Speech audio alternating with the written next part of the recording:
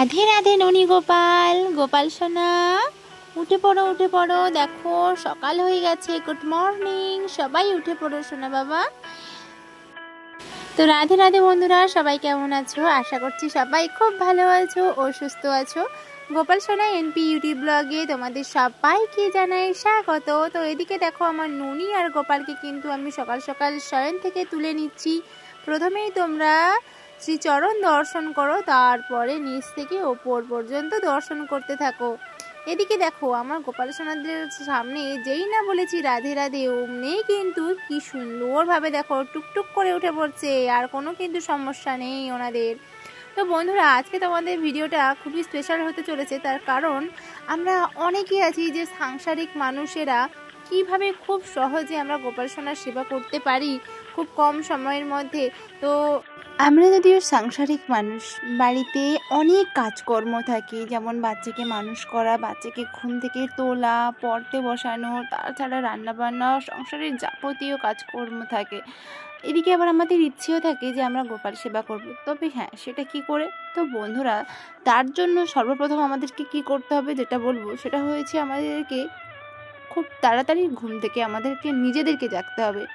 তাহলেই দেখবে খুব সুন্দরভাবে আমরা কাজকর্ম সব কিছু করছি, আর হাতে অনেকটা সময় চলে আসছে।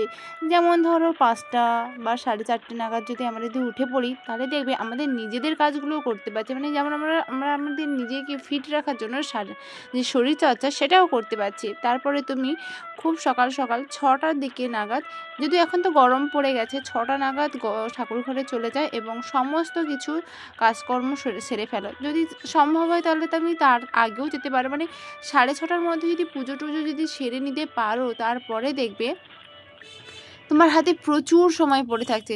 তবে হ্যাঁ, এটার জন্য কিন্তু তোমাদেরকে কি করতে হবে না, অনেকটা তাড়াতাড়ি মানে ঘুম থেকে জাগতে হবে নিজেদেরকে, তাহলেই দেখবে।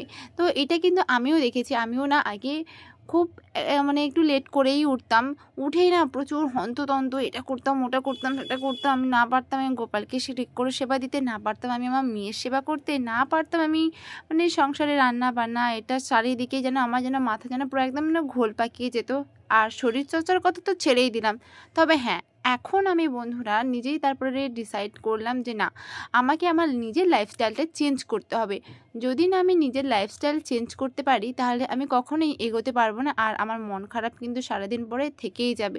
মানে ধরো এই কাজটা হলো না, সেই কাজটা হলো না, মেয়েকে সময় দিতে পারলাম না, গোপালকে ঠিক করে সময় দিতে পারলাম না, আমি যে কাজগুলো পছন্দ করি সেগুলো আমি ঠিকঠাক করে করতে পারলাম না। তো মানে খুবই নিজেকে না বেকার লাগতো, তো খুবই সময়ের অভাবের জন্য। তবে হ্যাঁ, তারপরে ভাবলাম যে আমাকে তাড়াতাড়ি করে জাগতে হবে। সব থেকে বড় কথা, যে যদি তোমার জীবনে মানে প্রতিষ্ঠিত হতে চাও, সবটা যদি ঠিকঠাক করতে চাও, তাহলে তোমাদেরকে কি করতে হবে, আমাদের সবাইকে খুব তাড়াতাড়ি ঘুম থেকে উঠতে হবে।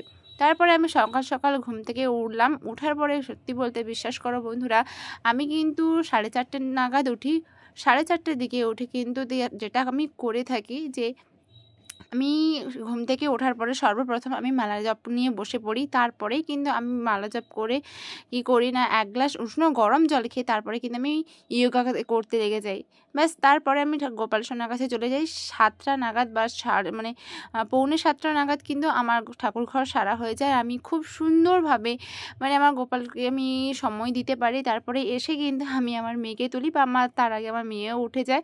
উঠে গেলে বাড়ির কেউ আছে, তো হাত একটুখানি নিয়ে বসলো। তারপরে কিন্তু আমি মানে 7:30 নাগাদ, আমার মেয়ে এখন বেশ ছোট, তো তার জন্য ও 7টার দিকে ওঠে, বা মানে 6:45 দিকে ওঠে, এরকম ওঠে। তো উঠলে কিন্তু আমি ওকে হাত মুখ ধুয়ে নিয়ে ওকে এবারে পড়াতে বসালাম। মানে কি বলবো, বাইরের সমস্ত কিছু কাজ আমার কমপ্লিট হয়ে যায় এত তাড়াতাড়ি কিন্তু উঠলে। তো সবটা আমি হয়তো গুছিয়ে বলতে পারছি না, মানে অনেকটাখানি আমার এগিয়ে যায় শুধুমাত্র রান্নাবান্না ছাড়া। তারপরে মেয়েকে খাওয়ানোর পরে আমি নিজেও একটুখানি কিছু খেয়ে নিলাম, যদিও গোপালকে সেবা দিয়ে এলাম।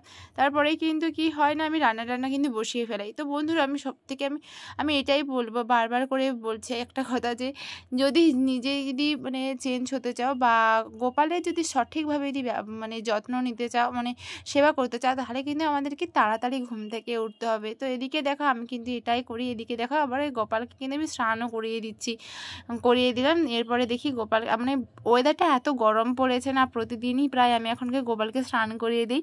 আর হ্যাঁ, গোপালকে কিন্তু আমি আজকে একটু পরিষ্কার পরিচ্ছন্ন করালাম। এদিকে দেখো কি সুন্দর চকচক করছে। প্রায় 7 দিন মতন আমি ঠাকুর ঘরে আসিনি, মানে কাজকর্ম ছিল, তারপরে তাছাড়া আমার পিরিয়ডস ছিল, তার জন্য কিন্তু আমি আসতে পারিনি। তারপরে এসেই দেখলাম যে গোপাল সোনা যেন একটু যেন কেমন একটা হয়ে গেছে, তার জন্য কিন্তু আমি স্কিন কেয়ার করেছি।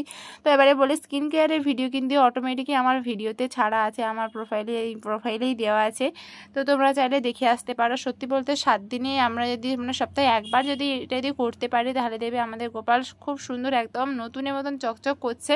তো খুবই ভালো থাকে বন্ধুরা, তো তোমরাও এটা ট্রাই করতে পারো। তোমার দেখো পুজো, আর পুজোর ব্যাপারে কি বলবো বলো তো, দেখো সবাই কেউ কাউকে না কপি করতে পারে না। তো আমার পুজো এক ধরনের হবে, তোমার পুজো এক ধরনের হবে, আমার ভালোবাসা এক ধরনের হবে, তোমার ভালোবাসা এক ধরনের হবে। তো যে যেমন মানে প্রতিটা মানুষের না মানে তার সন্তানের প্রতি ভালোবাসা